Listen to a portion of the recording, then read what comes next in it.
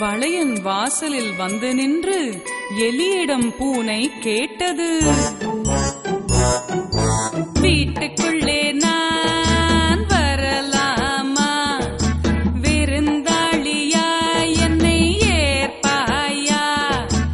எலியும் உடனே சொன்னது, வரவேண்டாம் நீ வரவேண்டாம், வரவேண்டாம் நீ வரவேண்டாம், உனக்கு நானே விருந்தாகும் விபரீதம் வரும், உனக்கு நானே விருந்தாகும் விபரீதம் வரும், வரவேண்டாம்.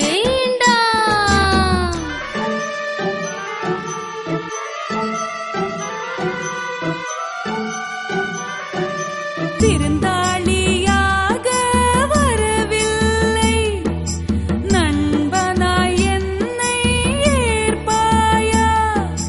விருந்தாளியாக வரவில்லை, நண்பனாய் என்னை ஏற்பாயா? குழைவாய் பூனை கேட்டது,